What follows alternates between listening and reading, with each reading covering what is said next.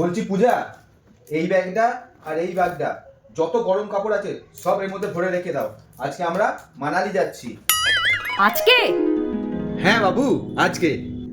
তুমি যে কি করো না বাবু, আগে থেকে বলবে তো। তুমি তো জানো আমার শপিং করতে 2 থেকে 3 দিন টাইম লাগে। হ্যাঁ, এরকম করলে হয় বলো?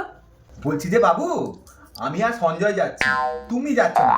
দয়া করে আমাদের প্ল্যানটা ভেস্তে দিও না প্লিজ। আমি তো যাবই। প্লিজ এমনি করো না। আমি এসে তোমার সব কথা শুনবো, আমি এসে তোমার সব কাজ করে দেবো। তুমি এর মধ্যে সব আমার শীতের জামা প্যান্টগুলো ভরে রেখো, ব্যাস এতেই হবে। আমি একটুখানি বেরোচ্ছি, সন্ধ্যেবেলায় কিন্তু আমাকে আবার বেরোতে হবে। সব ভরে রেখো, হ্যাঁ আসছি। হ্যালো, হ্যাঁ বৌদি। হ্যাঁ হ্যাঁ, ভালো আছেন? হ্যাঁ হ্যাঁ, আমি ভালো আছি। বলছি সঞ্জয় দা আর আমার বর কি একসঙ্গে মানালি যাচ্ছে? ও, আপনি না করেননি?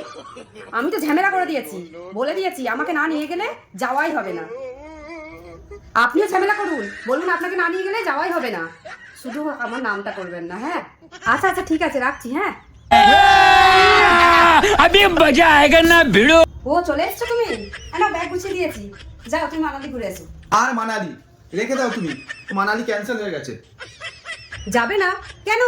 আরে সঞ্জয় বউ বলছে নাকি আমি সাথে গেলে তবে তোমরা সবাই যেতে পারবে। এটা কোনো কথা হলো? দেখে নাও অন্যদের বউকে। আমার মতো বউ পেয়েছো বলে বেঁচে গেছো, দেখেছো তো? আমাকে তো তোমার পুজো করা উচিত। ছাড়ো, বাদ দাও। চলো রাতে খাবার খাবে, চলো।